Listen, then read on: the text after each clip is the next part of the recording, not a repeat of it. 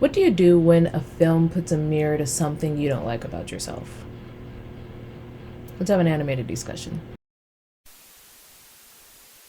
Umberto D follows a retired government worker whose pension is not enough to live on. Purely wanting to shut his landlord up out of spite, Umberto tries to do everything he can think of to raise the money he needs for his back pay on rent. This movie stars Carlo Battisti, Maria Pia Casilio, Lina Gennari, and Filk, and was written by Cesare Zavattini and was directed by one of the fathers of Italian neorealism, Vittorio De Sica. So, I'm learning something about myself.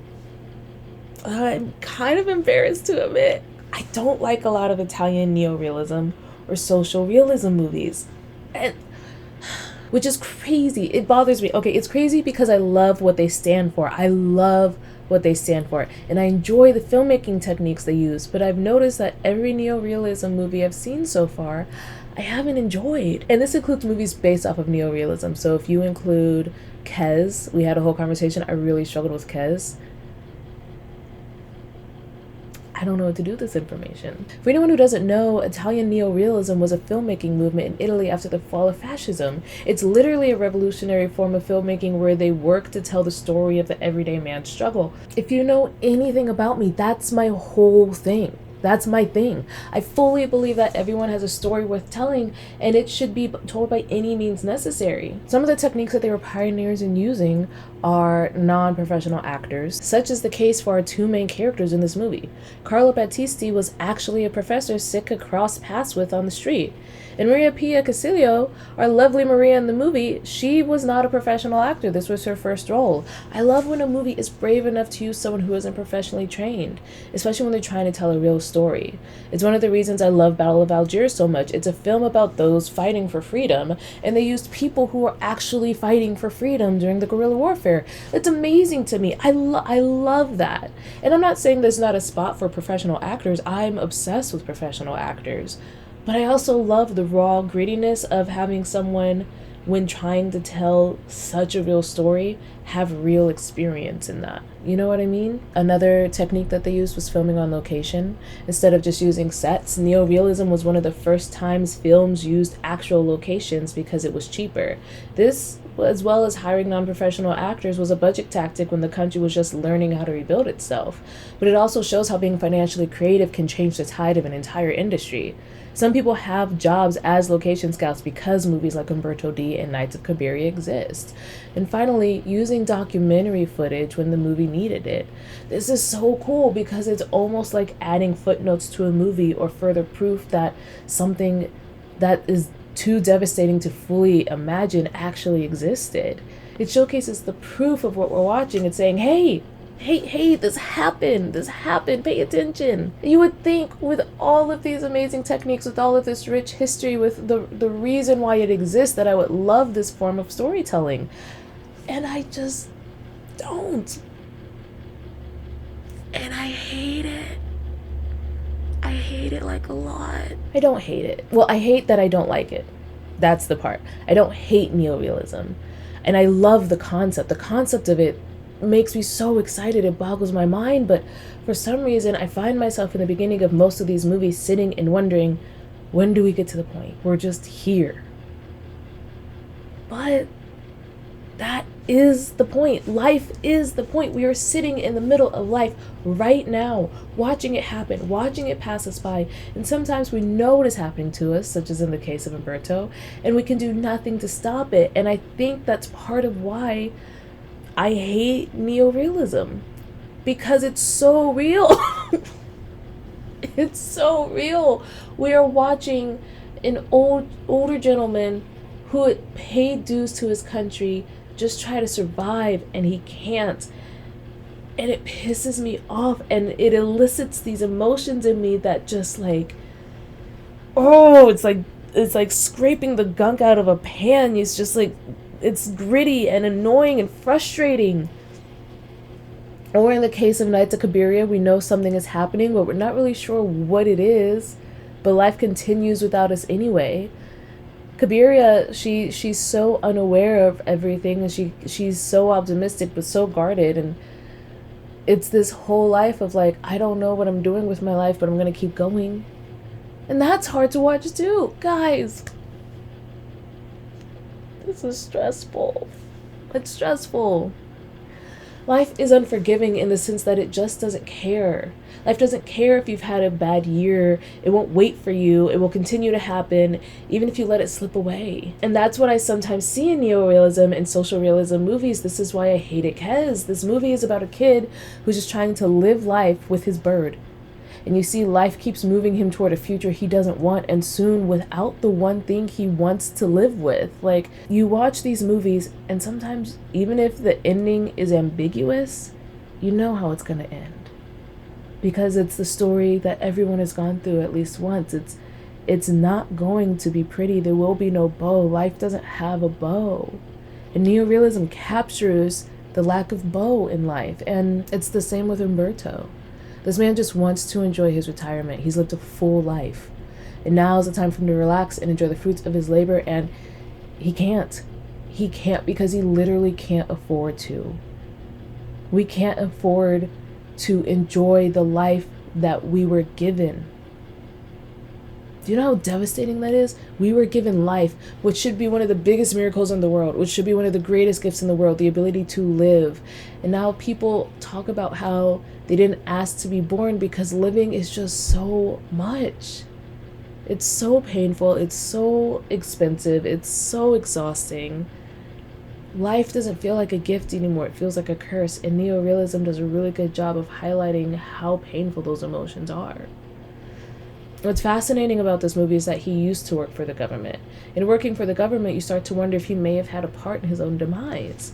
And that's hard to acknowledge too. It's like, life's hard, but sometimes we make it harder. The only reason I ask that question is because you start to see how he goes and talks to his old coworkers, which is crazy to me because he's a mirror into their future. If they're not careful, they have the same pension he does. They're gonna struggle too, but they don't listen.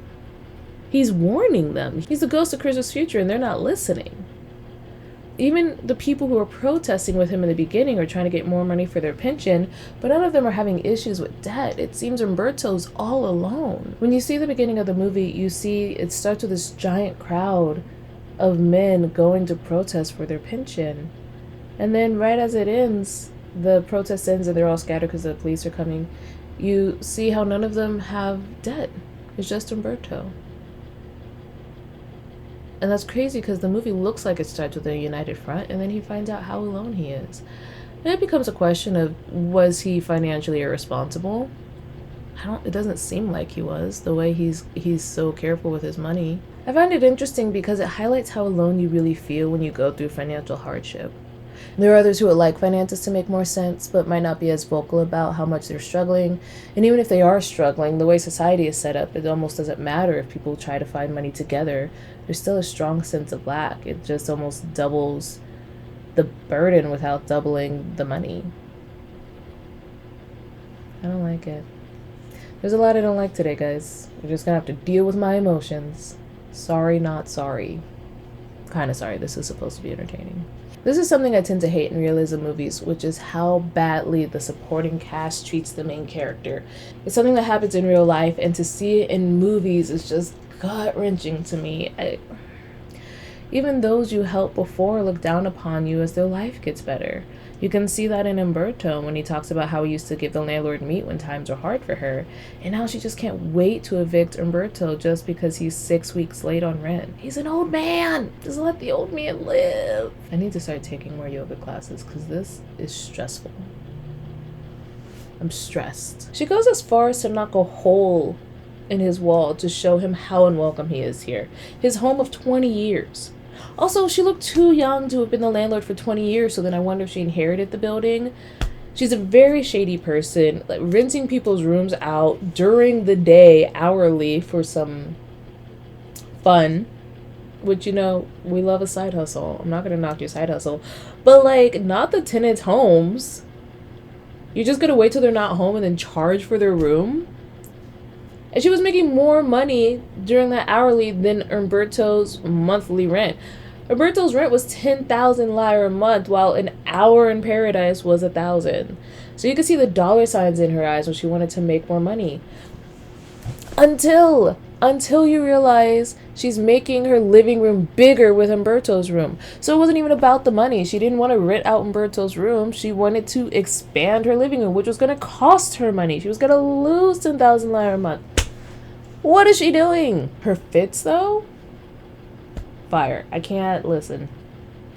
I can tell you you're evil, but I will not dismiss your outfits. I gotta be honest. I love a fit. Y'all have seen an episode of mine, you know I love costume design. Speaking of money, I was really struggling to understand how much everything cost in the movie because it didn't make sense how the room was 10,000, but he sold a watch for 3,000. And so I was confused and looked up the conversion rate for everything and then the conversion rate for that time to find out how much everything kind of cost. This was around 1952. And I'm assuming the movie was set at the same time the movie was made. So Umberto made about $28.80 a month. His rent cost $16 a month. He sold his pocket watch for $4.80 and his books for $3.20. It blows my mind how cheap everything was. And rent was still taking more than 50% of your pay, his pay. That makes it hard to function.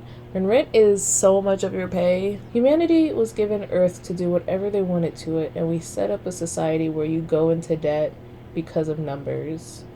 Invisible numbers that don't exist. As you can see, I'm handling this very well. We're all fine. We're all fine here. There are two funny movies in this moment to me. When Umberto is talking about how hard it is to live with the other guy who was protesting with him, and the guy starts to look bored and his eyes glaze over, and then he mentions, this is my home, I have to go. And so he walks away. Umberto stops to tie his shoes, and as he's tying his shoes, you see the guy just kind of like try to sneak past Umberto. And Umberto and him make eye contact, but the guy just keeps walking. And then there's another moment when he's trying to talk to someone about his finances. It's a friend from work that he used to work with. He says, "Tell Carlone I said hi." And Umberto's like, "Carlone's dead." I'm convinced Carlone isn't dead. Umberto just said that because the guy wasn't paying attention and completely ignoring Umberto's plight. They're sad because it shows how much people avoid other people's pain, but they were so funny to me. They were just very funny scenes. This movie ends ambiguously and again reminds me of the ending of Nights of Cabiria. It has a really open-ended goodbye where you don't really know what's going to happen to the main character. You're afraid to leave them where the movie ends, but you also see a small amount of joy in their countenance, and you can't tell if that's a good thing or just a further confirmation of how things are going to end just further down the road beyond the film tape. I think Flyke keeps Umberto alive. I don't know how, but I don't think it's the end for Umberto. And Flyke saves Umberto by running from the train. It's so gut-wrenching, the thought that he couldn't find even a good life for an adorable dog, so he was going to take Flyke with him. And if he hadn't have done that, he probably wouldn't have survived, because Flyke running away was enough to make him leave the train. You know, guys, neorealism. It's too real, which I guess is the point. Again, I think that ties into life. We don't know the end until the end, and sometimes the end comes before the resolution. For example, Maria. Maria's the maid of the apartment that Umberto lives in, and you see her life and her slice of life moments as she works for the landlord. Maria's motions and actions as she works has been studied for years to showcase how to make something appear and feel natural and not acted upon. Even though she's not a professional actor at this point in time, she is one of the most studied characters in film history. That's crazy. It's that moment where she strikes the match, forgets to turn on the stove, and then strikes it again. That was enough to make filmmakers go, oh my gosh, this is what makes it real. You have a system, you have a habit, you were human enough to forget to turn on the stove, and you kept going. What's interesting about her, though, is we know that she has something very frustrating and painful happening to her. She's pregnant, she doesn't know who the father is, and besides the advice that Umberto gives her in the end, we have no idea what Maria's fate is. We don't get to know, and it's not important for us to know. But her story was important enough to be told. That's huge. That's beautiful. That's amazing. That's frustrating. I love closure. This really challenges how I think stories should be told. Overall, I give the movie 3 out of 5 films. And I know you could come at me, get in the comments, burn my channel at the stake, but this movie for me personally is one that I can appreciate the history and the importance behind it. Here's the hard part.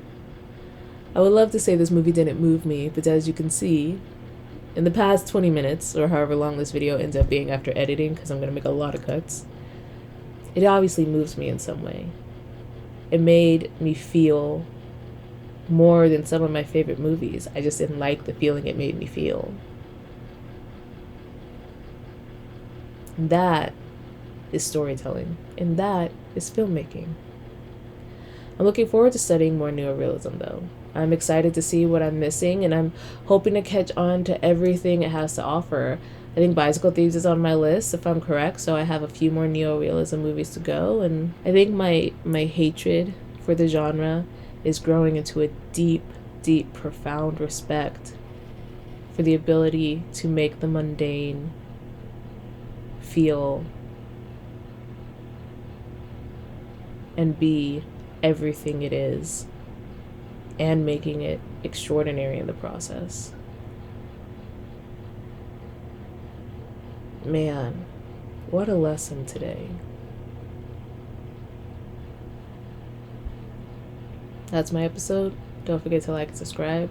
I hope you guys, as always, have an amazing day, and see you later.